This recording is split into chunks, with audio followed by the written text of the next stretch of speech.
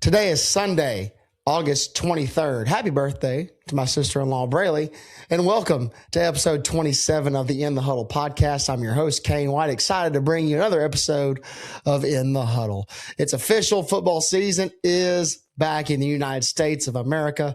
High school scrimmage games started all across the state of Arkansas this week. Words can't describe how excited I am to coach in my 8th season of football at the high school level, and also, had the 1 year at the college level. But season 8 for me, coaching football. Couldn't be more excited to get it going this week in our first game at home at Hoxie against the Melbourne Bearcats.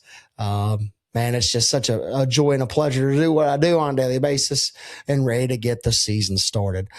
College football starts this weekend as well. You've got TCU versus North Carolina, featuring Bobby Petrino and Bill Belichick on the same staff at North Carolina. That game's being played in Dublin, Ireland. If you've listened to this podcast for a while, you know that I have a soft spot for sports events played in different venues and different places. So looking forward to watching the Dublin, Ireland classic, I guess you could say it, between TCU and North Carolina. Welcome North Dakota State and Sacramento State to FBS this weekend. North Dakota State has Jacksonville State, and Sacramento State is going to be playing Eastern Michigan. So welcome to those two teams to Division I football. Excited to see some new look teams at the highest level of college football this season. You got my good friend Dylan Cruz, who's coaching at the University of Stanford. They play Hawaii this weekend, so I'm going to be pulling on the Stanford Cardinal and my good friend Dylan Cruz. Miss you, buddy.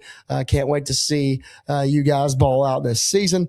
And you got the new look Memphis Tigers at UNLV this weekend as well. And so, the glimmer, high profile matchups, they're kind of limited, but college football is back as well. And so I know that puts a lot of people in this country in a lot better mood when college football is back in full swing. To celebrate the final weekend without football, for me personally this weekend, me and the family, the wife and her parents and, my sister-in-law and her boyfriend, Mark, we went up to Calico Rock, the White River, just to have a relaxing weekend at a cabin. Kind of a different speed for me, but really enjoyed it. I got over to Cooper's Hawk in Melbourne to play 18 holes of golf. Interesting enough, Cooper's Hawk is ranked the 25th public course in the United States of America by the USGA. And so to have that profile of a course so close to home is really, really cool. Second time I've played that course and really, really enjoyed it. Played with my good buddy Cole Sears. Not the best of outings for me, but it was just fun to get out on the course one more time before school gets really rolling and football season is here. So I'm doing 75 hard again. And if you listen to this podcast last school year and last year, you know that I did the 75 hard fitness challenge during football season. Started that again. Today is day 14. Man, I really love this challenge. It's you're the busier you are, the more productive you are. And my mom's told me that for years, more busy, more productive. And so, my schedule's really tight throughout the week, and all the 75 hard challenges, it really tests me throughout the week, but it makes me a really productive human, and really excited to see the results. But with 75 hard, it made the Calico Rock trip to the river interesting. I'm not big on really hiking or anything like that. Wasn't really a good place to run. And so for one of my workouts on Saturday, I just hopped in the White River with a temperature of 44 degrees or whatever that water is. It's bone chilling cold, and went for a swim. Just swam laps kind of up and down the river, not far from the bank, just to make sure I was safe because the current was pretty strong. Swimming against that current, that's one heck of a workout. But on my final lap, swimming down the White River there while my wife was fishing and her family was fishing, probably scared some fish away while I was swimming. But anyway, on my final lap, I stood up right there on this little rock shelf and saw this really interesting piece of metal, or I didn't really know what it was. And I picked it up, and it sure was heavy.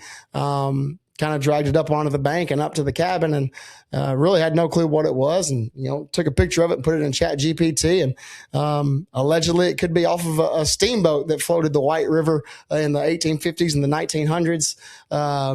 1850s to the 1900s. It was a very big transportation hub during the Civil War.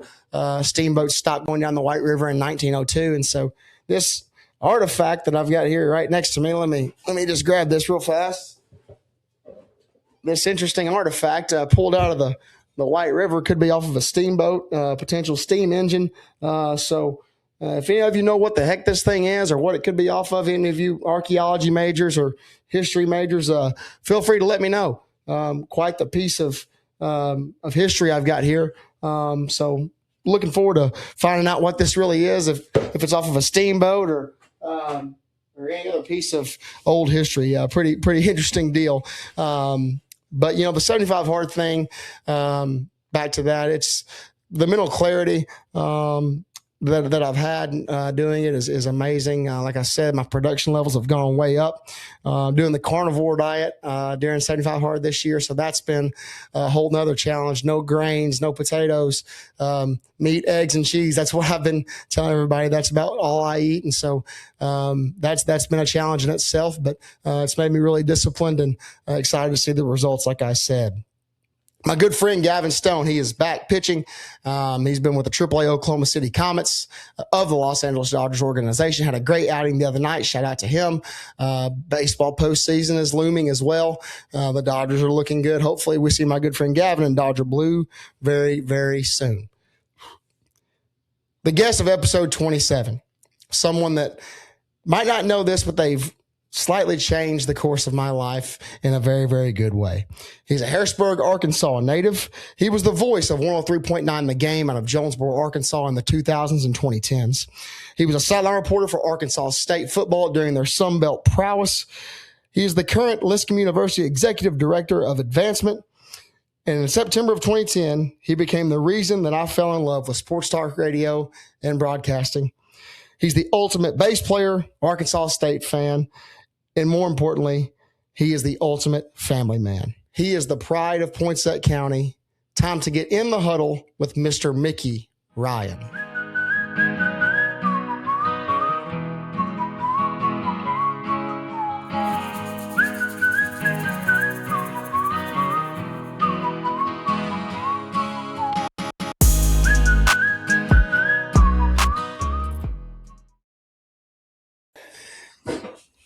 All right, so to kick this thing off, I'm going to take you back to September 2010 at the Sonic Drive-In in Truman, Arkansas.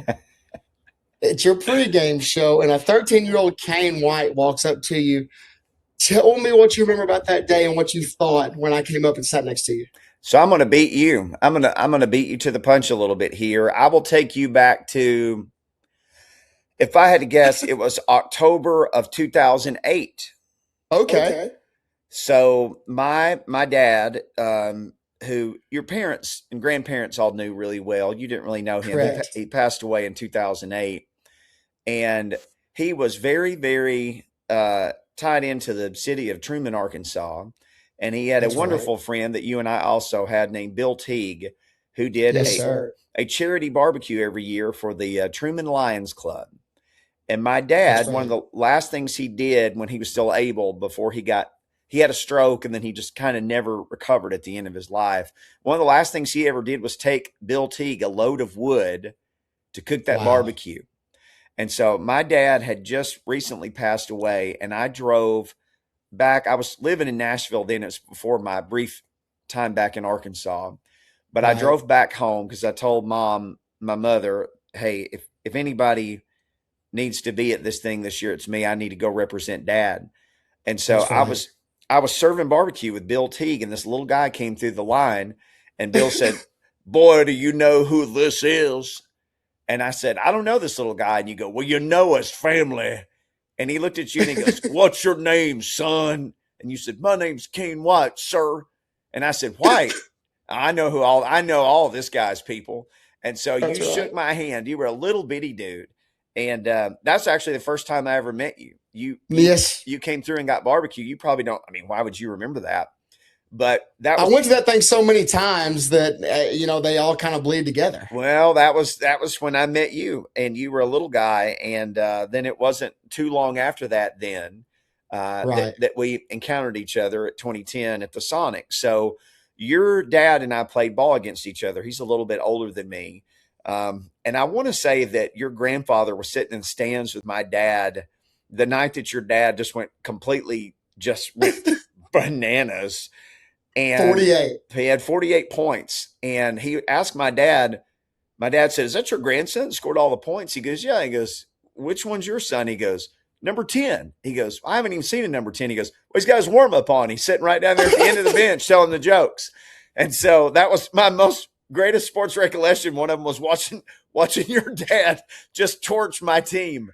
But my dad claims that he could have made it from half court if he had pulled out that night. He could have made it.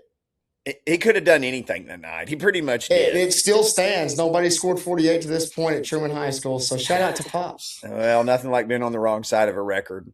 But anyway, so and your mom and her family and her brother, your uncle, and just all those people have been peripheral to me. We grew up in Poinsett County, which Poco is, we're our own special group of people. That's right. So you showed up that day, and I think we may have spoken a little bit. You were always a good communicator. And I told Carrie, your mom, "Hey, can I just give him a microphone and let him break the game down some?" Because you were coaching long before you were coaching. You understood football and how to break down football long before you were getting paid to do it. And so I said, "Hey, I thought this would be a neat little segment. I'll have this guy on for a segment. I'll have Kane on, and it'll be cute. Little kids on the radio or on TV. That's always fun." And dude, we slapped a headset on you and you just started laying it down. So I looked at your mom. We went to a commercial break and I said, "Hey, can he do another one?" And she goes, "He doesn't have anywhere to be." So if you remember, we essentially sat outside at the Truman Sonic and did 3 hours together for the most part. We did. And then I ran down and did the game that night. That's when I was working for a radio station in Jonesboro. You said the game, 103.9 The Game. And I had a talk show from 3 to 6. And then I would run and eat. I think your mom actually brought me a cheeseburger from Jerry's that day. So I ate legendary spot. I ate like a king. Free shout out to Jerry's. Absolutely. But anyway, I ate that hamburger and I went down and did the game. And I think your dad interviewed with me after the game. And anyway, it was a great experience. And Unico Bank, David Owens, I guess free shout out to Unico Bank. Whenever we wanted to come down there, he'd give us a little sponsorship money to kind of make the trip worthwhile. And we started doing them at Unico Bank. I think we did one more at the Sonic. We did several shows, man. We were like Truman's number one radio station, I think, for about 5 minutes there because of you. No doubt. And your magnetic radio personality. And I talked about it in the intro. That's the origin story that day. I'll never forget it as long as I live. There's still a great picture of right when I sat in the chair and I'm pulling my headset down and right there at the Truman Sonic. And so I thank you for allowing me to do that. And I wanted to get into broadcasting for the longest time, and I chose to get into coaching. And now with my schedule laxed, I kind of get to scratch that broadcasting or production itch, I guess. Well, if you get to do one thing you love, that's special. To get to do both of the things that you really love, that's rare in life. Right. That's a rare thing. So kudos to you for being the age you are and figuring out how to do both of those things. Most people are afraid or they just don't do the work, but you're doing both of them and you're doing a great job, man. I'm proud of you. Well, I appreciate it. I think I've had a pretty good person to teach me the ropes going back to when I was like 13 years old. So how old are you now? Can I ask that on the air? Absolutely. So I turned 29 in April. Oh man, that makes me feel old. Okay. Oh, you look like you look the same than that day we were at the Sonic. You really do. Well, good thing this is a low def feed right here, my friend. There's a lot of wrinkles there. I'm here with my dear friend and Poinsett County brother, Mickey Ron. Mickey, just how's life? We haven't caught up in a while. How's everything going? So I've been back in Nashville since 2014. We may get into this, was in Arkansas from 2010 to 2014, had an amazing opportunity to come back here and work for Titans Radio and to do the pre and post game shows for the Titans and to host a sports talk show. And I did that 10 years and it was a great run. And my last contract ended a couple of years ago. And I just said, hey, I think I want to do something else for a while. And so I left. So for 2 years, I've been working at Lipscomb University. Correct. So for Razorback fans or Red Wolves fans or any college fans who are listening, every college has a department that raises money for athletics. So for Lipscomb University, I am that department. It's a small place. I'm the one-man band. So it takes me back to my reporter days at KAIT long before I knew you, when I was a one-man band. But I've been there 2 years. It's just a great place. It's been a blessing to be there. Love the kids and love the people I get to work with. Fantastic. Coaching for you is a passion. And I would say college athletics, working in college athletics, because I got to do that some when I was back in Jonesboro. Right. That's really, I don't know, that's such a special thing to me.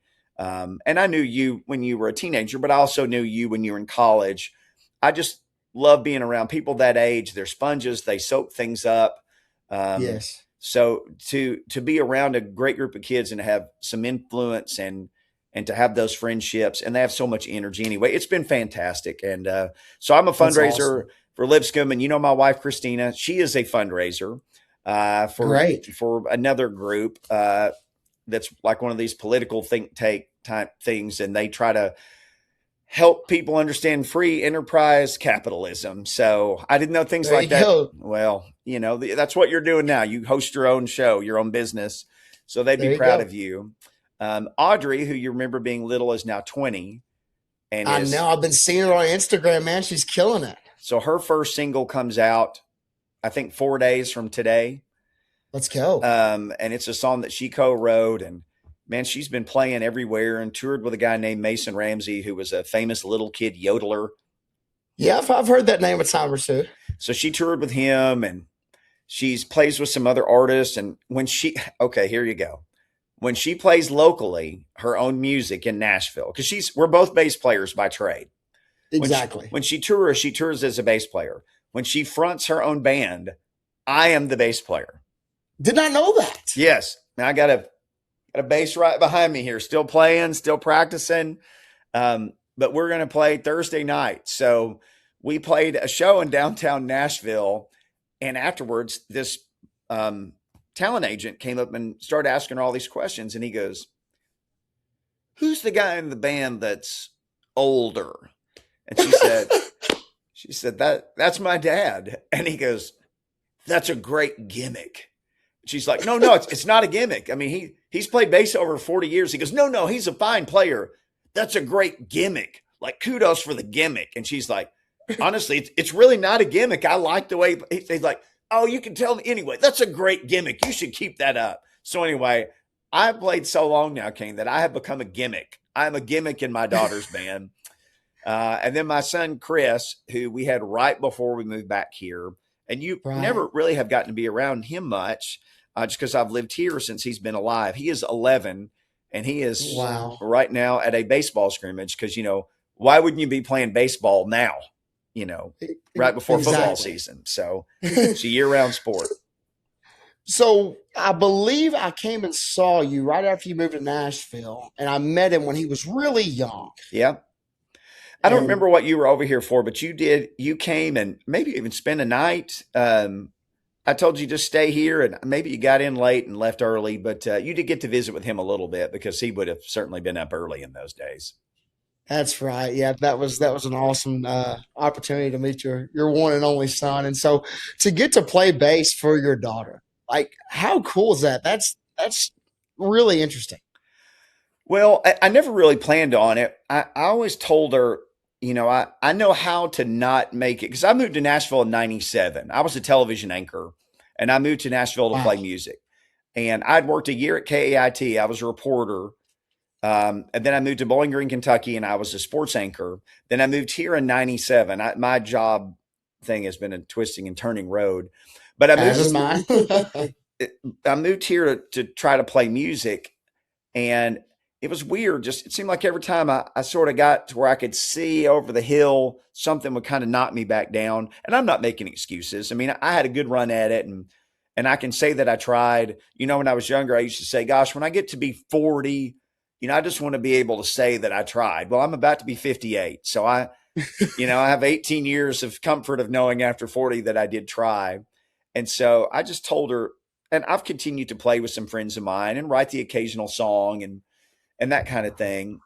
But I always told her, look, I have a few connections and I'll help you with my connections. If you put in the work, and I think it's worth it, but probably the same way you are with football. Like if somebody said, hey, I want you to come and work out my son. I want you to tell me what kind of player you think he is. Okay, yeah. I mean, you might say, hey, he sure did hustle. Hey, he's got a big heart. That kid, he tries super hard, right? But you're not going to lie and say, hey, man, he's an excellent player. You respect the game too much. Right. Well, I respect the game of music too much. So I said, if you're not worthy of it, I won't do it. I respect music. I respect my friends and my contacts. I said, but I know how to not make it in the years of 1997 to 2010. So everything I did, you're going to do the opposite. And what was really funny is she said, well, so she's taken vocal lessons her whole life, even when she's a little kid. And so she finally said, hey, will you buy me a keyboard? So we bought her a keyboard. She farted around with it. And she said, do we have any, and I have basses and guitars. And so she always kind of played around with some of my older basses and my guitars. And she said, I want you to get me a nice guitar so I can start playing guitar. I said, look, we have some guitars. They're not the greatest, but I'm going to ask you to do something. And your dad was a baseball catcher, so he would understand this. Right. It'd be like if you set your kid down and you said, if you really want to try to play baseball and you have an aptitude to do it, catch, because nobody wants to do it. It's not sexy. You get beat up. It's hot. Exactly. Nobody wants to catch. But think about major league catchers.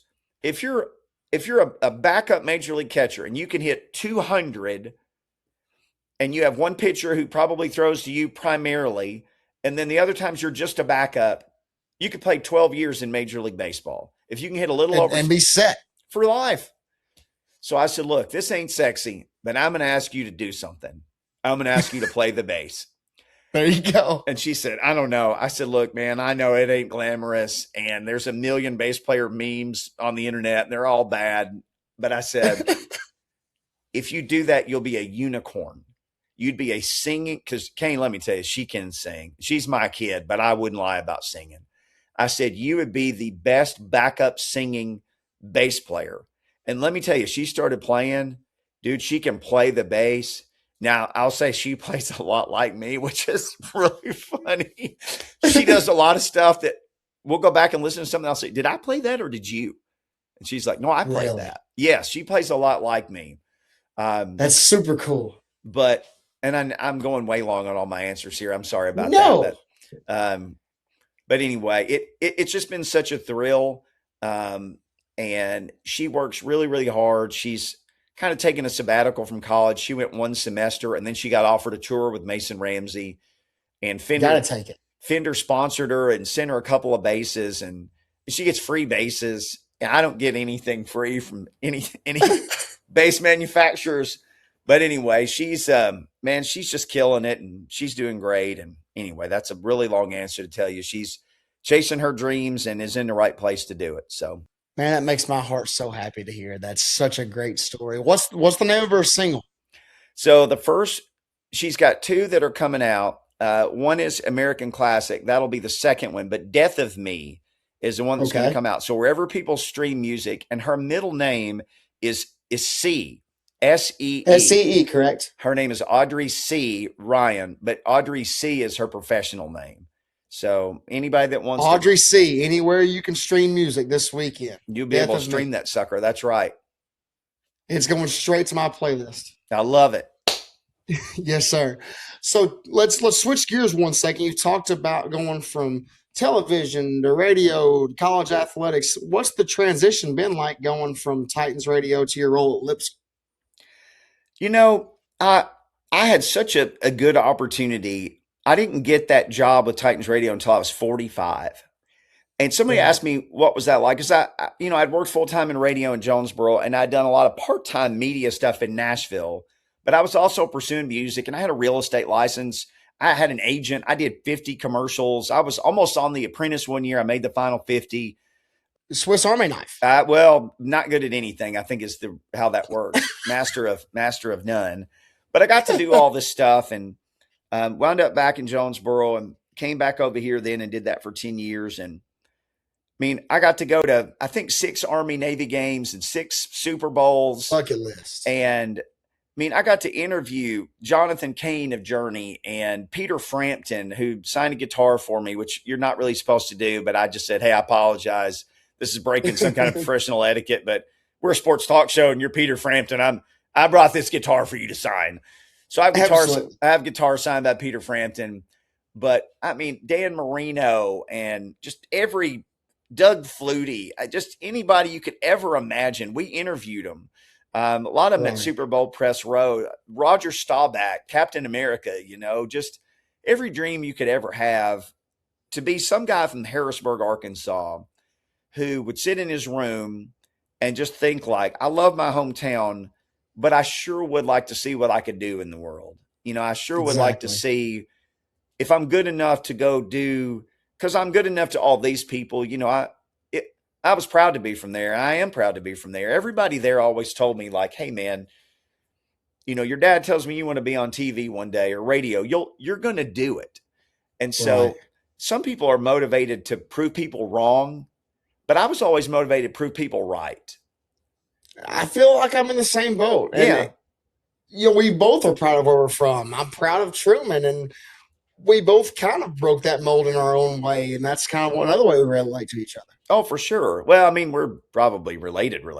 It's in some way, shape, or form. If you really started getting into the DNA, we're probably related at some juncture down the road. But, there were just a whole lot of people who always told me, and I had 2 parents who, my mom told me recently, she said, Dad and I didn't really understand anything that you wanted to do. We didn't understand music. I had a mullet and parachute pants and a guitar shaped like a spaceship. And we were playing all the armories around Northeast Arkansas. And they would come around, but that wasn't anything they understood. And, then I got to intern on KAIT and I was on TV, and then I got to be on there. And, they thought it was great, but they just didn't understand it. And so, but they were still supportive in every way that they could be. And my mom's still supportive today and supports Audrey. But, I was just always blessed by people who said, oh gosh, if you want to do that, you can do it. You can absolutely do that. And, I would just tell people who are listening, and I know you got friends all over the place, just because of your careers and all that you've accomplished in this podcast and coaching college football. But you and I were talking before we got started, and you said, I used to make my players call somebody every so often that they hadn't spoken to in over a year. And we just talked about the significance of that. But there's something special about just telling somebody you can do it, right? Absolutely. That's your whole life as a coach, is to motivate people, to tell people they can do it and to build them up. And not every day is great. Not every day is easy. And some days they fumble and miss a bunch of tackles and step out of bounds when they shouldn't. But you still got to keep lifting them up, and you still got to keep telling them they can do it. Yes. And I pride myself in doing that. And then seeing when they do have that success or they figure it out, that light bulb come on, that's just beautiful to me. That's like a work of art when I see that kid's face light up and do something that I've, spoken to them multiple times.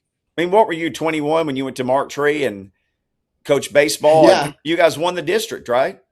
We did. So, that would have been when I was at 21. Heck, I was coaching kids that were 2.5, 3 years younger than me. But I think that helped in a way, Mickey. I really do, is because I kind of had this good mindset of coaching, but I could relate to them because I wasn't far removed from their generation. I was part of their generation. Yeah. Well, you've always had the ability to just to make people feel at ease. I think when people are around you, they feel like you respect them and where they're coming from. And young people respond to that because you think about a lot of people, well, you guys just don't know how to work. Well, you guys just want to play Roblox or listen to. Well, that shows them automatically that you're not trying to relate to them. Exactly. That's immediately you saying you and me. There's no we in that, right? Correct. So you don't ever need to lose that ability, because one day you will be my age and maybe you'll still be coaching. I mean, if you want to be, you will be, because you're great at it. But I sure hope so. But that's one of the things, like working at Lipscomb and getting to know those young people who are 18 to 21, 22, 23. They'll tell me all the time, I appreciate that you approach me not like an older person. Now, I very much approach them like a dad, because I'm old enough to be all their dad.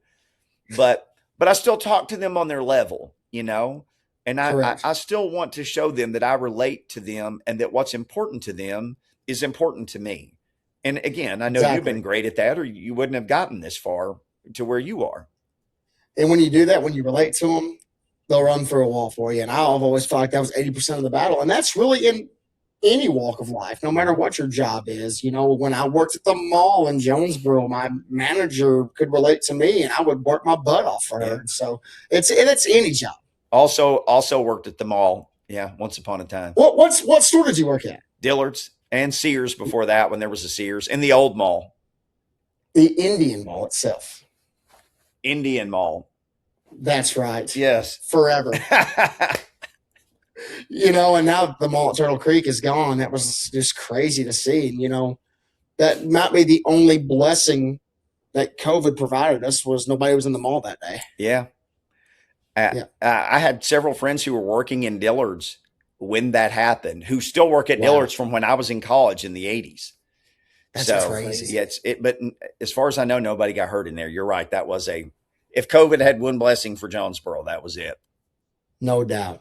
So take me back to your raising on the Ridge in Harrisburg, Arkansas. At what point did Mickey Ryan say, sports talk radio, TV, broadcasting, this is what I want to do?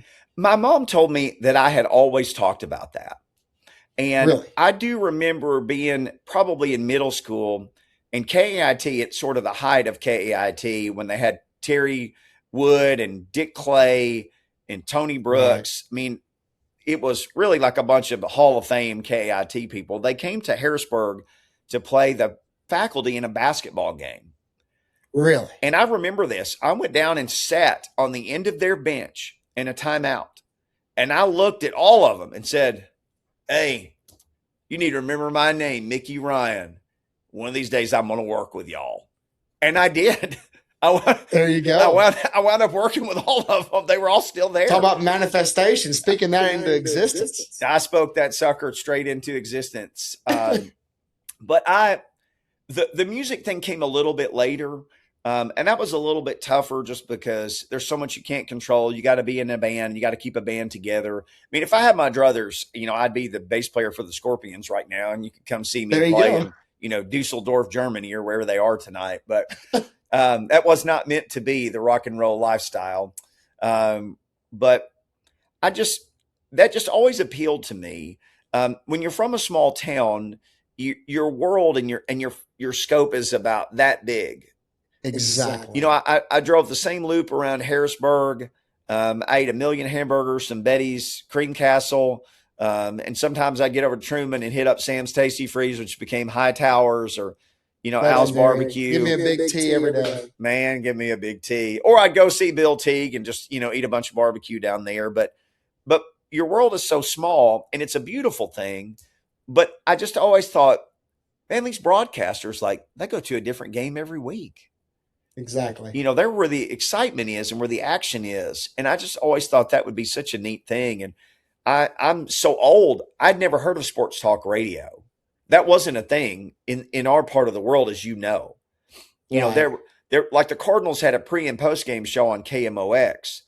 In Arkansas State, which I would listen to Keith Merritt on KASU or whatever station they were on at the time. So they were pre and post game shows. But that's kind of what I thought it would be. But really, one of the funniest things, when we started this, I was talking about being on the bench and watching your dad score 48 points when Harrisburg played Truman.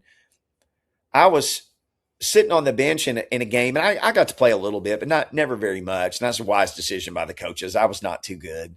I was the same way. Love Skip Dulaney to death. He did a good job of keeping me right over there on the cushion next to him. Well, you were all district baseball player though, and a really good football player. I was an okay tennis player who sat on the bench in basketball too. But this girl, Rhonda White, Rhonda, if you see this, thank you. We were getting up from a particular beating at a home game, and there were two Mickeys. There was Mickey Cooper, and God rest his soul. Man, he was a special guy, and he's no longer with us. And there was Mickey Ryan, and Mickey Cooper was cool, good looking, and athletic, and I was funny. That's all I had. And so again, God rest your soul, Mick. Man, miss you, love you. But everybody called him Mickey Todd. His middle name was Todd, and everybody called me Mickey Ryan. Everybody. And so we got up from the bench, and she said, "Mickey Ryan." And I turned around. I said, "What do you want, Rhonda?" And she goes, "You're a terrible basketball player." And I said, "Oh, man. What in the world?" And she goes, "But I do want to tell you something you're good at. I listen to you do a commentary on the game, every game, and you're really good at that." Because I would sit at the bench with all the 10th graders at the end of the bench and do a full commentary of the game. And if we didn't, we all knew the guys we played against because we all knew them. We're all from the same place. So I knew everybody. I knew what they were good at. I had a scouting report because, the Cherry Valley, Cross County, Truman, Waylon Bullock, I had the scouting report on him, and Logan Dungan, and, Ronnie and all those guys. I had scouting reports on them because I'd played them my whole life. So, dude, I'm just down there doing the game. And so that kind of let me know that if one of my peers had the guts to tell me I was terrible at basketball, but I was good at that, maybe I could do it. So that really kind of renewed my focus. I was a junior at that point in high school, but I thought, man, I'm going to go to college. I'm going to study this. This is what I'm going to do. What a story. That's incredible. As long as we know each other, I did not know that one. Yeah. Well, thank you, Rhonda White. She had an older brother. When I was in the 8th grade, we had to scrimmage them in football, and he was an 11th grader, and they came over and let him return one punt against us. And guess what? Everything opened up, and he ran right at me, and he knocked me out cold. All right. So I said, so after you get knocked out, football is it? Was that it after that? Yeah, 8th grade I peaked in the 8th grade. I was probably about 5 foot tall, and I think I weighed 8 pounds or something. Oh, man. But I really wanted to try to be good at other things. So I thought if there's anything left of me physically, I probably need to retire from football at this point. So I retired and was just a good supporter of the Hornet football team after that. You are a big time Harrisburg guy. You do love the town of Harrisburg and really all of Poinsett County. And we started calling it Poco back. When did we start that? That was kind of me, you, and a Christy Valentine and my mom type of situation. And your brother. Yeah, I want to say that I called you my Poco bro one time, or your dad maybe. And it just stuck. It looked good in a hashtag and, wishing you happy birthday on Facebook and that kind of thing. So it was just too good not to keep using. So, us Poinsett County people have got to stick together.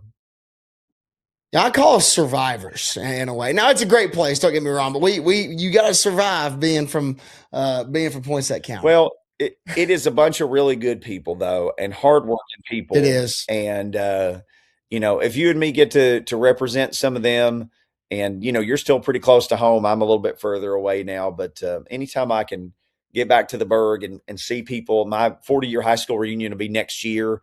So I hope and pray that we'll have a reunion because I would love to see everybody again.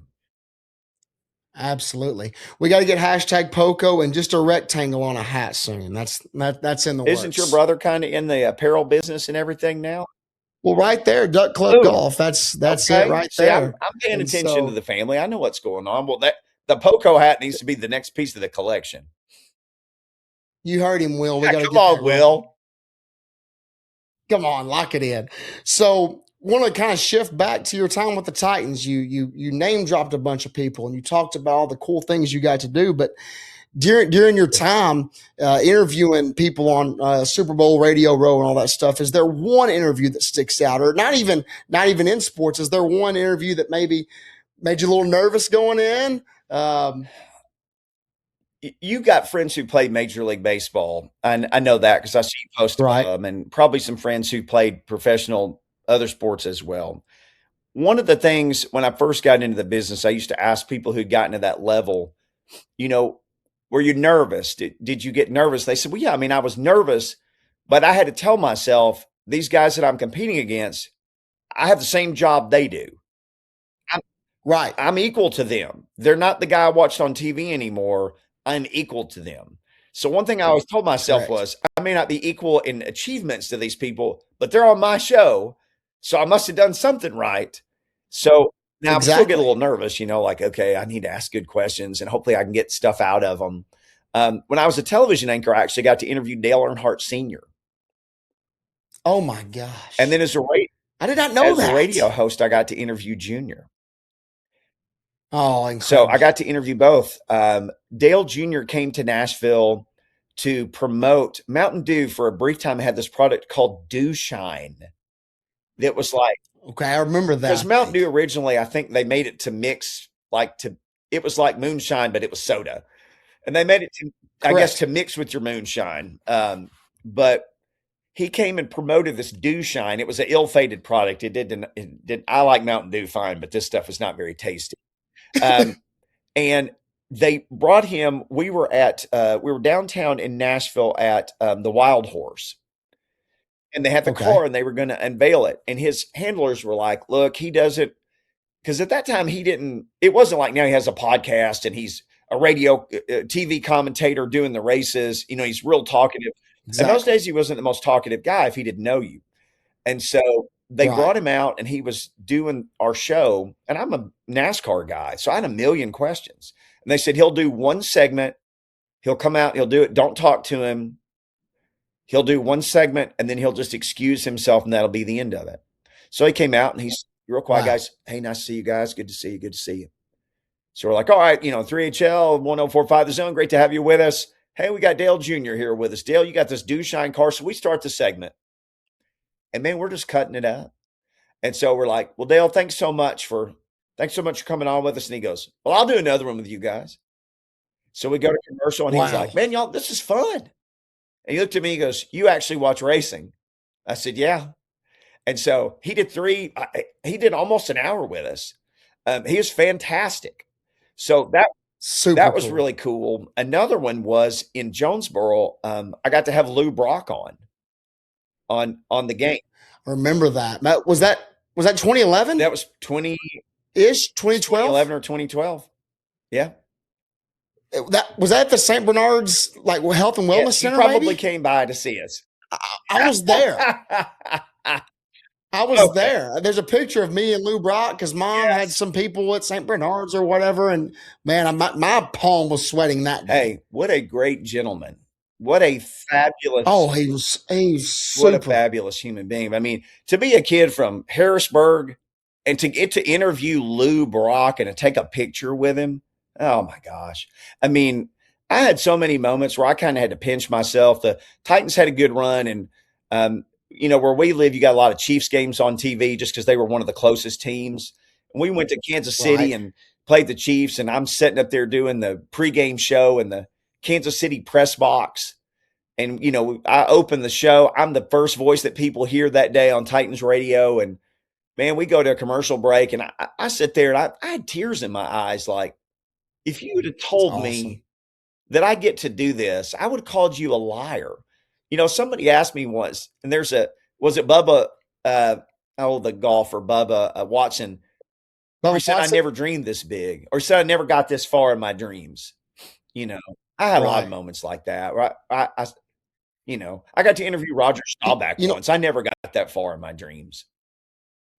I kind of had that same moment walking into AT&T Stadium, Jerry World, on the field, not as just like a, get to go down on the sidelines. Like, I'm about to coach in a football game where the Dallas Cowboys play against Texas A&M. And, all I can think about is Truman, Arkansas, and my parents and my grandparents. And, I never dreamt that. I'd never gotten that far in my dreams. And so that was kind of one of those moments. And, coaching as a head coach in the playoffs at 23 years old or 24, whatever I was, you do dream. And I'm a huge daydreamer. I did that growing up. And I think we're one and the same. Those moments are really special. Well, I mean, you know this. We joke about this all the time. We are from the same place. We are a lot the same. But I think both of Right. us were never afraid to dream big and then dumb Exactly. enough to go and just think we couldn't do it. I mean, Exactly. somebody asked me, how you think you got this far? I said, I was so dumb. I just kept showing up. I was too dumb. I was Exactly. too dumb and stubborn to stop showing up. So, And I've always challenged. I've said it on the podcast a couple times. Challenge people from this Northeast Arkansas area. It's a great place to live. Don't get it twisted. But there is so much out there. So once again, I guess be like Mickey Ryan. Just go be dumb and live your dream. boy, what a bumper sticker that is. Dumb guy living his dream. Yeah. We're gonna make so much money off this podcast just off of hats, bumper stickers. Yes, I feel like between the hats and the bumper stickers, we're going to be very profitable now. Our hashtag Poco Bros Club is going to go off big. It's gonna expand to all 18,000 people who live in the county. Is that what the number is now? Good for you, man. I think that was a spitball, but it's got to be close. That has to be close. Seriously, I mean, what is it? About 2,000 of them in Harrisburg and about 3,000 in Truman, and yeah. Oh, Truman's to 8 now. Are you serious? Truman's stepping up, man. My gosh. Don't sleep on T-Town now. My apologies to everybody over there, man. That's incredible. That's 8,000. Have you seen pictures or been to the new football field at Truman? No, but I remember when the new school got built. That happened all the way back in the time when I was there, and the goal was, hey, the football field will move from the old school and it'll move here. And I know your brother played on the new field, right? Yes, he played in the first game on that field against Shiloh Christian in a non-conference game. What a wild non-conference opponent to come to Truman. Man, I got a taste of some Skeeters that night, I bet. Let's say the Saints, the Skeeters didn't bother them that night. Sorry, Will. But Shiloh Christian. Hey, Will's a national champ, man. You think that's like water off a duck's back to him? That rascal, man. That was a super cool moment, man. That was incredible. What a run that was at Harding. Sure. But yeah, the new field at Truman, it's beautiful indoor facility, 50 yards, jumbotron, the full 9 yards. But multiple people have said it, my father included.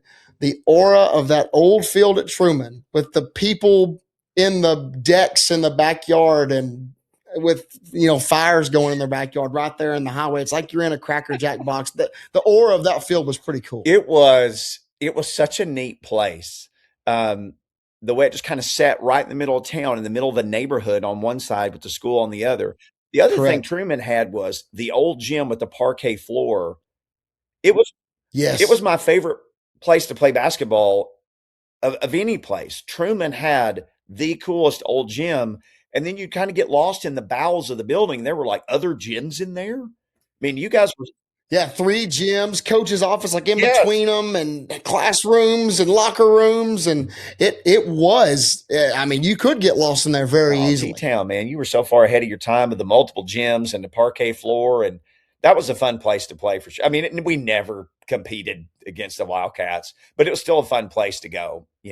I always. You'll have to ask Ronnie Dye, or Ronnie Dye, shoot me a message. I want to say when they redid the floor, they took that floor up and either sold pieces or gave pieces to people. I'm sure there's a lot floating around now. All the 88 guys, now they were the year after me, but now they beat me plenty leading up to that year.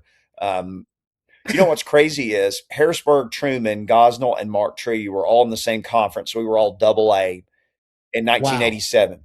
And the next year, Mark Tree dropped to single A, and they won a state championship. Truman moved up to AAA for that year and won the state championship. Gosnell stayed in AA, and they won the state championship. Because people always said, "Why do you guys suck so bad at basketball?" And I'm like, "Look who we played! 3 state champions. 3 state champions. We were all in the same conference. We were all in the same AA conference. But Gosnell had Joe Harvell. I mean, he went to Ole Miss and scored a zillion points. Wow. Yeah. I mean, and Mark Tree had Fred Shepard, who's one of my all-time favorite ASU Indian players. And that's another guy who's, no longer with us. But, man, Fred was just this gentle giant. What a wonderful human Fred was. Oh, my gosh. and then all the Truman guys were my buddies, insane. I mean, Right. just all those guys, I'd known them my whole life. So it was just really neat to see them go on that run and win the next year. We've talked about, multiple guests of mine have talked about Northeast Arkansas sports on this podcast and how it's kind of a hidden gem, for athletes. I mean, there's been so many great athletes come out of this area, and I mean, we could talk about so many for hours. But Northeast Arkansas, a little bit of a hidden gem for athletes. And if you go back and look, now you and I were not from such, cosmopolitan places as, Jonesboro and Blytheville and Forest City, but the old 4A Right. East is mythical. I mean, like mythical for Keith Lee and Michael Cage and Jeff Bolding and Matt Garner of Jonesboro and Rob Drum and Lex Drum of Jonesboro and all these guys who came through the 4A East. Once upon a time, I guess 4A was the biggest, maybe the biggest you could be. Maybe there was 5A. Your dad would know all this. Right. You would probably know it. But my mom drove Todd Clements and me, my best friend from Harrisburg, drove us to Indian Fieldhouse to watch West Memphis play a game there in the NEA tournament one year, just because we wanted to see Keith Lee in person and Michael Cage. And they look like Right. 30-year-old men, and they played like it's the craziest thing I've ever seen. But that was, you get in the late 70s and then into the 80s, and Northeast Arkansas had such a great run. JHS always had some really good teams. I think they won the state championship in football in 79, I believe. All right. But there was just such a great run for Northeast Arkansas that lasted all through the 80s. And, then in 88, you have 3 NEA teams that win state championships.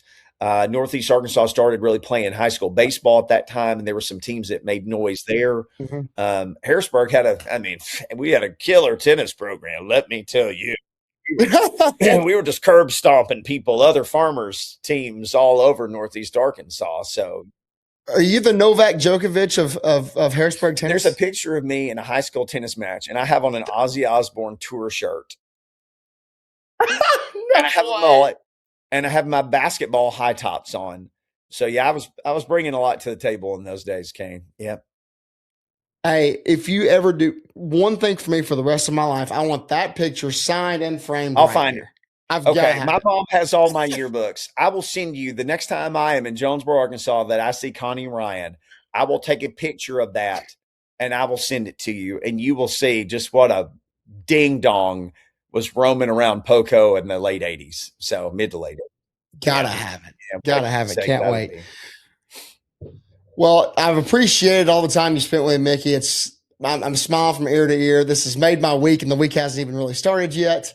So thank you. But I do, if you don't mind, to end this thing on a little rapid fire segment presented by Duck Club Golf Apparel. Club. I got to get some Duck Club apparel. Yep.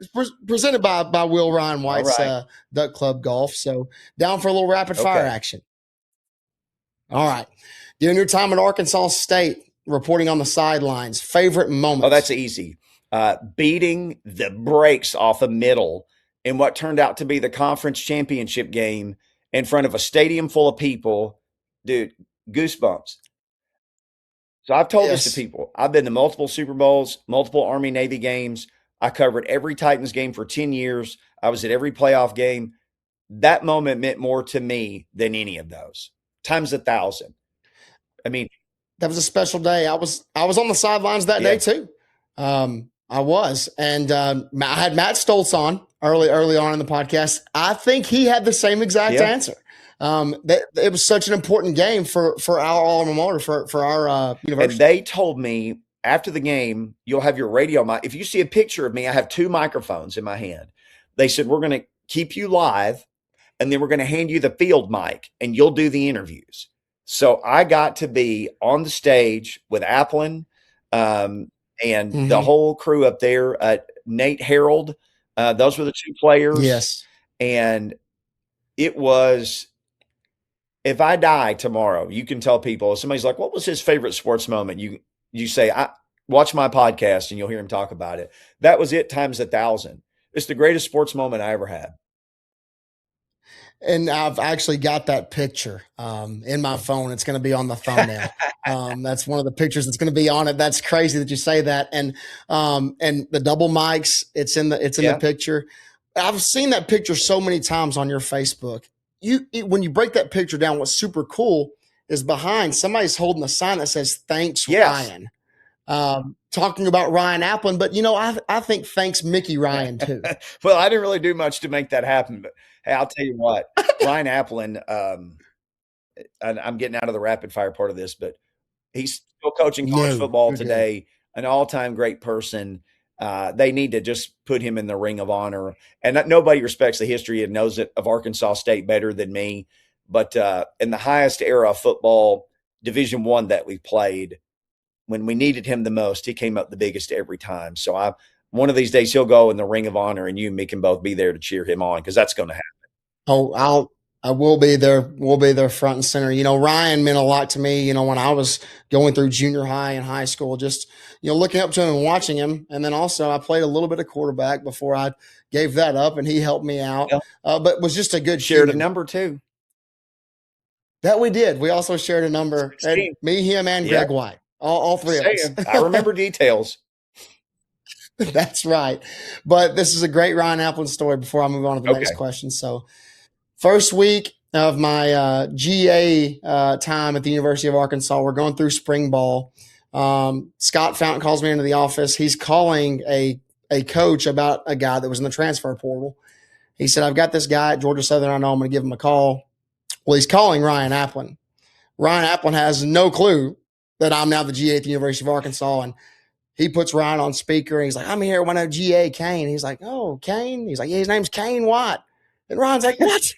That's insane. And so then we start talking on the phone about just us, and Fountain's like, hey, what? Like, we're recruiting. We got to get this guy out of the portal. You need to wrap it up. But it was a pretty full circle. That's hilarious. And Ryan, I mean, he'll drop everything and talk to you for an hour anytime. So I'm sure he was happy to chat with you. Exactly.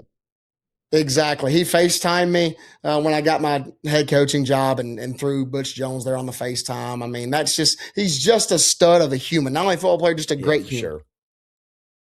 So I think you answered this question for me earlier, but this is on my rapid fire notes. If you could play bass in any band of all time, who would it be? I would say the Scorpions, just because there's a lot of songs where you're just kind of pedaling an E note, which is just the lowest note on the bass. You don't need this hand. So you could kind of pump your rock fist or whatever while you're still playing the song. Yeah. Get the people 100%. I love Kiss, but I can't be Gene Simmons. I love Motley Crue, but I could never be Nikki Sixx. But Scorpions have kind of had a revolving door at bass. So that just seemed like the perfect fit. So if they catch this podcast, I'm still available. Yeah. Still. Hey, we're going to Dusseldorf, Germany. I think that's probably where they are tonight. They're German. They're somewhere in Germany, but 100%. Hey, I went to Hamburg, Germany in the spring, and I loved it. So I'll go back to what you play. I'll get you front row seats. You can come see me when I land that gig. But my dream job has to be playing for Audrey C. That's my dream bass job. Yeah, I got to cover. Great answer there. Yeah. Let's clip that one. Best Poinsett County athlete of all time that you've seen. Well, I'll tell you what. The big that's tough. Harrisburg had a basketball player named Tony Jones who scored 52 points in a game one time against Turl, which Turl doesn't exist anymore. Wow. I was there. The Turl Rockets. I was there for that. I was in junior high, but we would play, we'd all ride the same bus. That was remarkable. Tony Jones, man, I saw him do that in person. Truman had a running back who became a good friend of mine, Terry Don McMullen, touchdown TD McMullen, if he sees this. TD scored about 100 touchdowns in his Truman career, or at least he told me that. So I know he was pretty great because I've heard the stories from him. But I know he was a great player. Honestly, Kane, if we're going to just say accomplish the most, you may have to make it Elbert Shelley. I think you have to, Mickey. I really do. Right now, Malik Monk, he's creeping, but Elbert Shelley, man, he might be the best from Poinsett County. I mean, and what a fantastic dude. And just what a fantastic representative of Truman and Poinsett County. And I think I always heard he was born in Toronto. I don't know how you could be born in Toronto. I guess you're born in your house, maybe, because there's no hospital. You had to have But I been. remember Yeah, somebody tell me he was born in Tyronza, and I thought, if you're tough enough to just be born in Tyronza, that puts you 10 steps ahead of everybody around you. Um, but as I exactly. understand it, when he got to Arkansas State, he was told Lacewell, I'm a running back. And Lacewell said, well, guess what? If you'll play safety, I'll put you in the NFL. Lacewell could do that as well or better Wow. than anybody. He would move people. Right. Larry Lacewell, man, what an eye for talent. I mean, he was the scouting director for those Super Bowl Cowboys teams. You know all this history. Um, but Exactly. to take Elbert and to make him a safety, and then for him to go and play 11 years, I think, in the NFL, and a three-time Pro Bowler, I think, as a special teamer, and then just a That's right. fantastic human, man. So, and I'm not trying to short anybody that I'm not thinking of, but the Tony Jones story, I just want to give Tony some love because I saw that happen, and Of TD scored course. all those TDs, and Fred Shepard from Art Tree. We talked about Fred. I mean, my gosh, what a Right. wonderful, wonderful guy Fred was. But as far as a dude from Truman, Arkansas, rolling into the NFL and being one of the baddest dudes at what he did for over a decade, I mean, we got to tip our cap to Albert Shelley. Absolutely. It was super cool when they retired the old field. Him and Joe Holloman both came back. Joe Holloman, yeah. And man, I didn't think yeah, about Joe and Holloman. Yes, won some Grey Cups up in 100%. Canada. Yes. And so I'll have to send you a picture. And I've got to tip a cap to my brother. I'm not saying my little brother's on the same level as Albert Shelley, but in the new weight room at Truman, they've got a banner for Albert Shelley and his Pro Bowl and All Pro. They've got a banner for Joe Holloman with his Grey Cups, and then right next to him is a banner for Will with his national championship. So that's Hey, pretty cool. Will Ryan White ran like he had a rocket up his butt. Man, Yes, he he was a did. 4.2 and change guy at his fastest. Yeah, so fastest ever hand time was a 4.27. He lasered a Yeah, 4.31. And so the joke I make is, the speed and athleticism went from mom and dad straight to him. But you know what? I'm okay with that because he did amazing he sure things with it. did. Shout out to Will Ryan too as a Poco legend.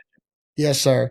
Two more before I let Okay. you go. I know All it's right, getting late. We I'm both not got doing big these very days speedily. tomorrow. I apologize.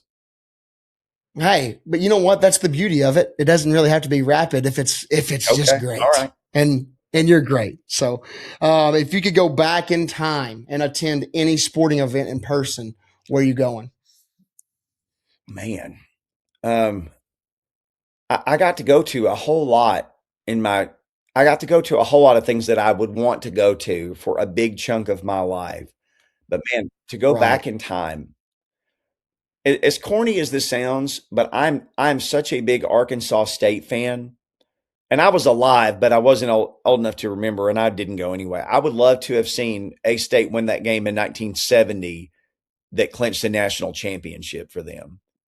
Of course. That's a great Because that was answer. James Hamilton, who is, well, he lived in Gilmore, but he's from Mark Tree. I mean, James Hamilton played pro Wow. football, and was one of the best Arkansas State quarterbacks of all time. Now, that was after Bill Bergey, but the great Calvin Harrell, who a lot of people think pound for pound might be the greatest football player Arkansas State ever had. And Kane, he should be in the College Right. Football Hall of Fame. I've been there a few times and done shows there, and trust me, I have ridden them like a rented mule about him being in their Hall of Fame. He should be. He was a two-time Get him to he the was a hall. two-time All-American. I think he still has the record for 100-yard rushing games at Arkansas State. He was on the All-Southland Conference all-time team. He was on the A-State Centennial Wow. team. He was number 49. Calvin Harrell, again, maybe pound for pound the greatest player. I would love to have seen that game, just selfishly, to have seen Calvin Harrell, James Hamilton, Dennis Bolden, to have seen all those guys, or Dennis Meyer, all the guys who were on that team. I would have loved to have seen that game. That's a fantastic answer, and that's a homegrown answer. That's the genuine stuff. Super Bowls and all that stuff is easy, but I love to hear that because it's our alma mater, and we're both Well, very you know me, proud. I'm a For me, cornball homer for A-State. I would love to have been at that game. no, no cornball here. That's a good answer. For me, it's Game 6, 2011. Of course, we all know it. I remember. where I was, in the recliner at home right there in Truman. If I could go back and live that in person, would be pretty daggum Well, cool. I watched it on TV, and then I've probably watched the replay. I can't tell you how many times I've watched the replay. And let me tell you, I still feel like I'm going to throw up every time. I still get Yes, nervous. like it's not going to happen. This No, time. 100%. I get nervous every time, like Freeze is going to strike out, like it's not going to work out. Right. Greg White will tell you to this day, one of the biggest things he regrets in his life, he went to bed. He couldn't watch it anymore. Walks back and I stay up and I'm crying. I think it's over. And I just start hollering. He comes running out. He's like, what? And so he missed the triple and then watched the game in extras. You think about it. That might be the most clutch sports moment easily of your lifetime. And, easily. I mean, I was alive in 1980 and old enough to remember the U.S. Olympic hockey team. And that's still the greatest athletic thing I've ever seen because they had no business even being on the same ice as the Russians. And it's been documented in books and movies. And there's a great documentary on, I think, Netflix. You should watch it if you haven't seen it. Oh, I've watched it. I watched it in preparation for the latest gold medal match. Well, I saw that happen. And there are times where I still don't believe it. I mean, it was the most unbelievable thing. Maybe if I could pick one thing, if I don't pick Arkansas State, I would pick that. I would go and watch them play the Russians because I watched it on TV as a kid. Yeah, that's still the greatest, no doubt. The greatest non-A State athletic things I've ever seen were David Freeze and the 1980 U.S. Olympic hockey team. Love that. Dadgum, put it in the rafters. I love it. Final one before I let you go, man. This one hits close to home. Have you ever interviewed anyone with better hair than my father? No, never met a coach with better hair. Never had an interview with better hair. I mean, Greg White's flow will always be legendary. It was when we were kids. It always seems to get better with age. Mine gets worse. His gets better all the time. He is. Let me tell you, your dad is, and your mom both are two of my favorite people, and you and your brother are two more of my favorite people.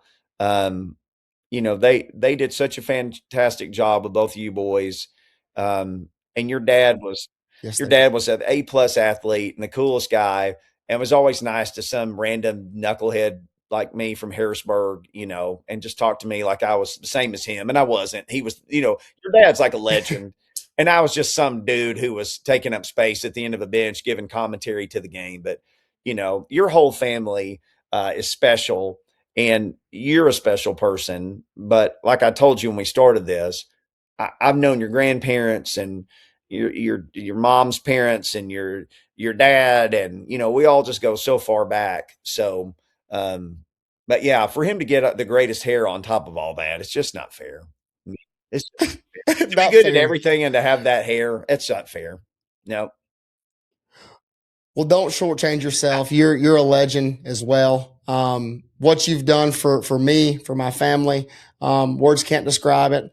I'll forever be thankful for you. When I saw you at my wedding for the minute and 30 seconds, which I still feel bad about that, by the way. There were so many people, and I'd tell my mom monthly, I'm like, I needed to talk to Mickey Ryan more. I feel so bad. You're living your life, brother. I was so happy to be at your wedding and just to get to talk. I felt blessed that we got that much time. You only had about 8 billion people there to get to.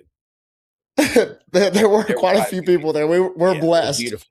But that was really special to me. And just to go back and look at old pictures. And I think Mom still has her iPhone 3 with all the recordings from our shows saved. And so might need to plug that thing up here next weekend and try to recover some of those and relive some of those moments. But thank you for everything you've done for me, for all you're going to continue to do for me. And I can't wait to see you again. Well, I know we're bros, but I can say it out loud. I love you. I'm proud of you. And it was an honor to be on here, to go back to where we all started back in 2010 at the Sonic in Truman. So let's meet at the Sonic in Truman again, and we'll do another. That's what we should do.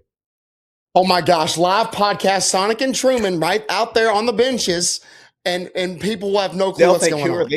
And we just bring people up. Who are these two crazy people? We'll get Ronnie Dye to come over. We'll get Truman legends. Dude, we have to do it. You just let me know when, and I'll be there. Gosh.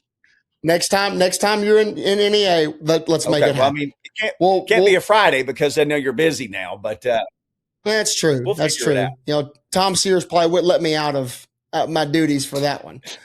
Shout out to Tom Sears. He's been great. Hey, Tom is my man. Tell him, hey, Tom Sears, if you're watching this. Hey, 15. He listens to every episode, Nice. So he's been great. So, yeah, it's been awesome working for him. But, yeah, we will make that happen. Live, first ever live podcast. It's got to be at the Sonic in Truman. Just for your mom has to buy us a hamburger from Jerry's again. Yes, I might go steak sandwich, no onion, though. Make that too. Gary, if you're listening. Gary, if you're listening, you know what our order is. 2 steak sandwiches, no onions. That's right. Mickey, thank you so much for spending time with me. Can't wait to see you again. Episode 27. We'll see you next time. Peace out.